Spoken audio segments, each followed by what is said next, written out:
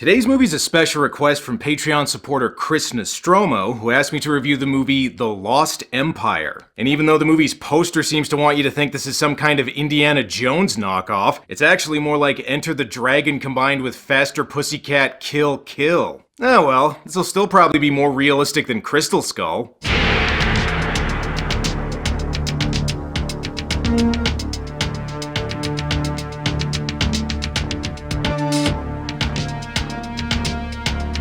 The Lost Empire is a 1984 sexploitation adventure movie that was the first feature directed by exploitation movie veteran Jim Wynorski. Wynorski, if you remember, is known for movies like Sorority House Massacre 2, Swamp Thing 2, Deathstalker 2, and 976 Evil 2. Basically, if you needed a guy to direct a low-budget sequel in the 80s and 90s, he was the guy to call. Oh, and he's also known for directing several softcore parody movies as well. Doesn't really matter which part of his filmography I'm talking about, since they all have one thing in common, namely the fact that I'm gonna have to black box him a lot. Wynorski was hired to write and direct Lost Empire by theater owner Henry Plitt, who simply wanted to make the movie as a tax write-off and had no intention of actually releasing it. But when Plitt saw the finished movie, he said, you know what, screw it, let's put it in theaters. And the rest, as they say, is beautiful, bouncy B-movie history. In addition to Indiana Jones, the movie also tries to trick people into thinking it's a Bond movie.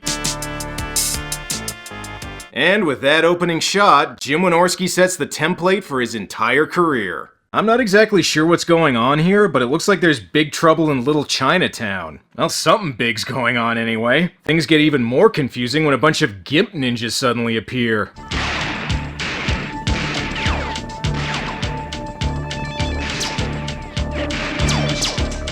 Hey idiot, try shooting at them and not the throwing stars. Or don't. See, the police have the right idea, even if they do still end up getting killed by Ninja Turtle weapons. Okay, not only does Wynorski include an opening teaser sequence like a Bond movie, but he also has some sexy ladies in the credits like one too. Yeah, semen is what a lot of VHS copies of this movie had on them when they were returned to the video store. So anyway, the opening text crawl tells us that a long time ago, they reused the sword graphic from Deathstalker in order to save money. Alright, actually it says something about an ancient civilization that created these two jewels, and when the civilization got destroyed, the jewels got separated, and if anybody brings the jewels together, they'll be powerful enough to rule the world. Really all this needs to say is, don't worry, we promise there's tits in this movie. Forget that though, we gotta get to our other opening action scene. You got here quick, Wolf, thank God. Now there are 3 of them in there.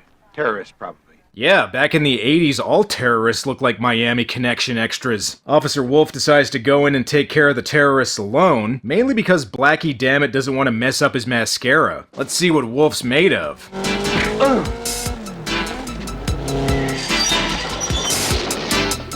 I think Wolf's entrances could use a little work. Thankfully, Wolf's a crack shot, even with that helmet on. Okay, pig, that's 6. Now you're all mine. Well, that guy's got no excuse for miscounting. The number of times Wolf's shot is right there on the chalkboard. And get ready to see who Wolf is. Holy shit, not only is Wolf a woman, but she also has her clothes on in a Jim Wynorski movie. Don't worry though, Wynorski doesn't let that last long. Let's see, fireplace, bearskin rug, guy with a porn stash. The only way this could be more stereotypical is if they were also in a hot tub right now. Yes, this is Wolf. What? Thanks, I'll be right down. What's up? Besides the obvious, of course. We learn that one of the cops from the beginning is Wolf's brother, and nice of her to wear her Buck Rogers uniform to go visit him.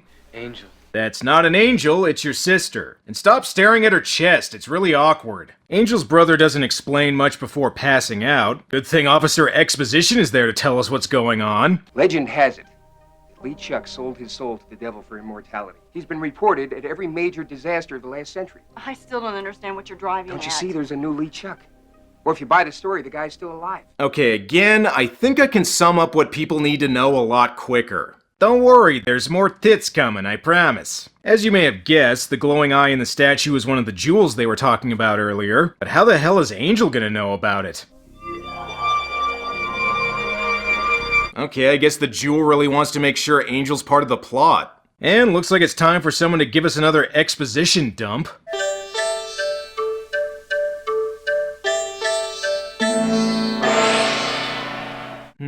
Judging by the music, I'm assuming they're in Little Italy. So who's this guy? May I formally introduce my friend, Inspector Charles Chang? Inscrutable father play bad practical joke, to be sure.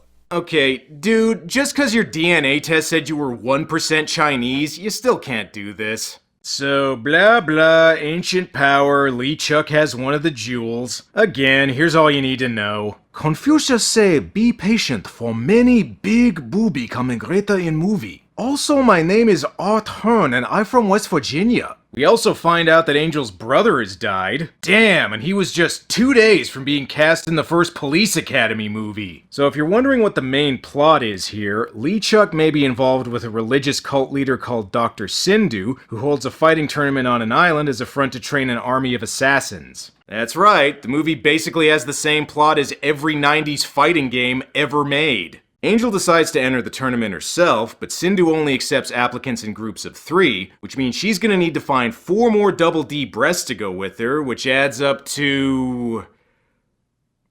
1 Z cup? I don't know, my titty math might be a little off there. Angel's in luck though, her first recruit is none other than Raven Delacroix. Don't know who Raven Delacroix is? Well, let me fill you in. Raven got her start with famed sexploitation filmmaker Russ Meyer, and both Meyer and Wynorski were interested in her for exactly one reason. Well, 2 reasons, but you get what I'm saying. And no need to change, Raven, you can wear your stripper uniform on the mission. You thinking what I'm thinking? No question about it. We should put some Waylon Jennings on the jukebox. Or, you know, just harass these 2. Shut up! Get in the car. How do you drive this thing with a broken windshield? What are you talking about? Or flat tires? Oh man, my insurance doesn't cover throwing stars. Alright fellas, even though I'm a cop and you just tried to assault and kidnap us, I'll let you off easy this time. To get their last recruit, they make a stop over at a women in prison movie. Gorgeous, huh? I have my reservations. Looks like a pretty serious powwow. Someone's on the warpath. Hey, is Raven Native American? Cause I'm not getting any hints that she's Native American. And I think the dress code in this prison is a little lax. You always let them fight like that? Yeah, it's fun to watch. Yeah, can't really argue with that. Alright ladies, break it up or you won't get any jello for dessert. Instead you'll have to wrestle in it. What'd I tell you? I'm convinced. Listen, I know you really want to recruit her for your team, but she isn't here for 7 murders. We can't just let her walk out with you. And in case you didn't know, this is directed by Jim Wynorski. Magnificent fighting. You make plenty good warrior. Tell that to my bruises. I think the movie's trying to tell me that she has breasts. Listen, we know you're in prison, but you're stacked and clearly willing to do nudity. So, you want to come with us? Alright, now that the Double D A-Team has been assembled, all they need to do now is fill out the paperwork and they can compete in Mortal Kombat. The main difference being that this movie isn't PG-13.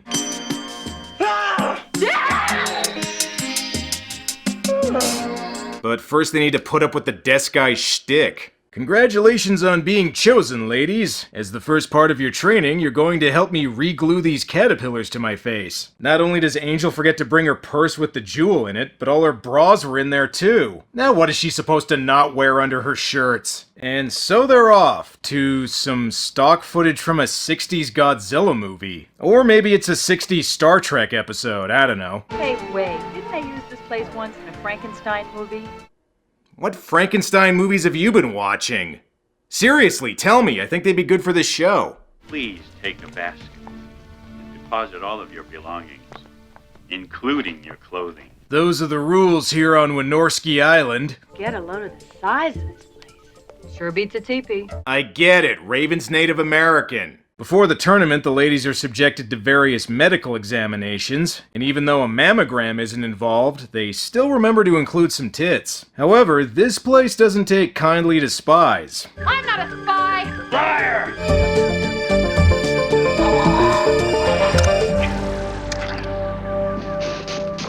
Well, great. Now where are we gonna get another blonde bimbo? other than, you know, the place where this movie was filmed. Back in America, I think the Jewel is starting to realize it missed its flight.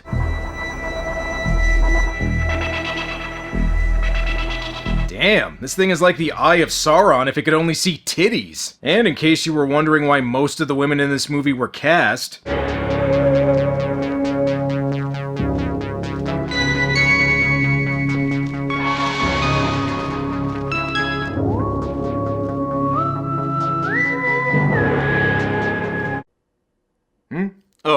I have nothing to say here, it's just... there's a lot of scenes like that in this movie. Good work, ladies! For the next phase of your training, we'll move on to trampoline jumping followed by foxy boxing. We finally get our first look at Dr. Sindhu, who I think might actually be Dr. Claw. Also, it looks like Raven just wandered onto the set of the Thriller video. Oh, never mind, it's just another Jim Wynorski movie. How'd you get way out here? Escape from the pit. Pit, what goes on there? Slave ranch. Huh, wasn't a bad matte painting, actually. And I guess there's a gorilla in the movie now. Here's a fun fact. The gorilla originally wasn't supposed to be in this movie. The makeup artist just showed up on set one day with a gorilla costume and Wynorski was like, fuck it, let's use it. Oh, and Blackie Dammit's working for the bad guys. Sure, why not? Hey, before we start the tournament, are we in an 80s ninja movie or an 80s barbarian movie? I can't really tell. Yeah, nice try, pal, but no matter how many push-ups you do, you're still never gonna have the most impressive chest in this movie. They finally begin the fighting tournament, and weirdly enough, it's the guy who's topless during this scene. Where's Conan when you need him? I'd say this is more of a your-level movie. And I wasn't kidding when I compared this tournament to Mortal Kombat earlier. Angel wins. Fatality.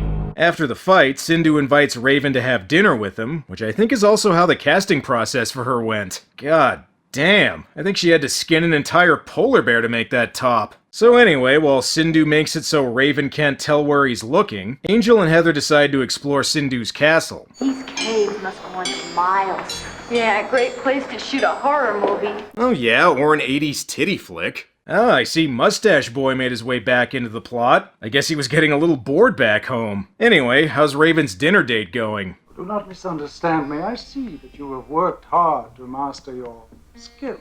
He's talking about your tits, Raven. And you're coming on a little strong there, Doc. Behold the face of the Gorgon! Ugh, I think he just came smoke. Well, at least it leads to this scene. Come on, you didn't think we'd go through the whole movie without seeing Raven topless, did you? That's like hiring Steven Seagal and not having him break somebody's arm. We also finally see Dr. Sindhu's face, where he's revealed to be... the tall man? Okay, I guess this tournament was his way of getting some sexier minions to do his bidding. Oh, and he also got the other jewel from Mustache Guy. They really glossed over his capture quick. Listen, this movie's mainly interested in tits. It doesn't have time for stuff like important plot points. Speaking of which, I think this guy wants to cop a feel on Raven's Delacroix. That's so Raven. Delacroix. Sindhu also forces Angel to fight Mustache Guy. Just remember your safe word. You'll be fine. Come on, girls, let's get him. Huh, guess that's all it took for them to fight back. You know, considering the ladies seem to be taking out the guards pretty easily, I don't know why they didn't just do this in the first place. Alright, time to confront Dr. Sindhu. Well, Dr. Sindhu, I presume. Or should we just make it Mr. Lee Chuck? Oh, right. They reveal Sindhu and Lee Chuck are the same person, which I guess is supposed to be a twist? I don't know why they tried to make it seem like Lee Chuck and Sindhu were separate people in the first place. Until they brought it up just now, I'd completely forgotten about that plot point. And you can't kill Angus Scrim. He still has several more Phantasm movies to make. Here's a real twist, though. It turns out Dr. Sindhu is really... Black Mask? The tar zombie from Return of the Living Dead? I don't know. Your folly will cease with the revelation of my ultimate weapon. I will use your soul to make me one of the undead. You mean you're not undead already? Time for Sindhu to reveal his ultimate weapon, the Overcompensatron. How is Angel gonna get out of this situation? Now, where was I? Absolutely nowhere due. Well, it just goes to show, when you want something done, you gotta get a guy to do it. And here's another twist, Sindhu still ain't dead yet. You know, I think this twist deserves a Dave Chappelle drop. Damn, look at them titties! I meant use the Psych clip, but now that I think about it, that one actually applies to this movie more. Listen, don't worry about Sindhu. He's about as likely to return as Frank Langella's Skeletor. They can't leave yet, though. Blackie Dammit still needs to overact some more. You burned me once. Never again!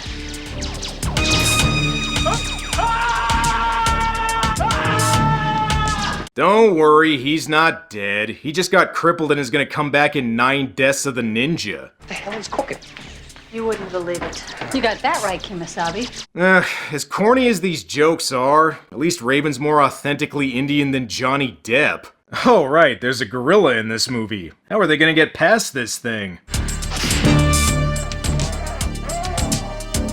Huh.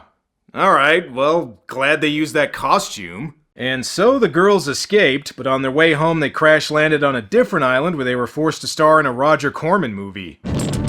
I shall return. No, you won't. As I mentioned earlier, despite originally being intended as just a tax write-off, Lost Empire did get a theatrical release, where it actually managed to make some money. It was also originally supposed to be filmed in 3D, I think I can guess why. And despite not getting a DVD release until 2014, Lost Empire still managed to build a bit of a cult following, although it's still not as popular as some of Wynorski's other movies. So where does this movie fit in Wynorski's filmography? Well, when I said the opening shot set the template for his entire career, I really could have said that about the whole movie. I mean, it's got all the stuff Wynorski's movies usually have. Corny jokes, a ridiculous plot, lots of TNA. Besides the misleading Indiana Jones font, the movie delivers pretty much everything you'd think it would. Wynorski's always been like a combination of Roger Corman and Russ Meyer, and that's exactly what this movie feels like. So if that sounds like your cup of tea, or some other type of cup,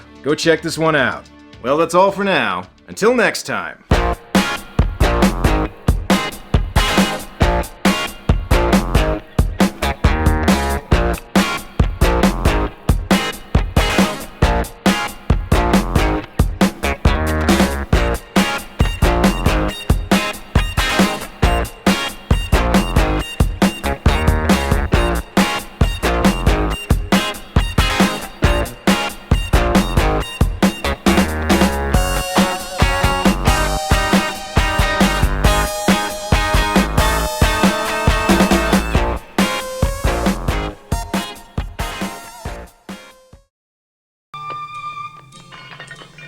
How's it hanging, Phil?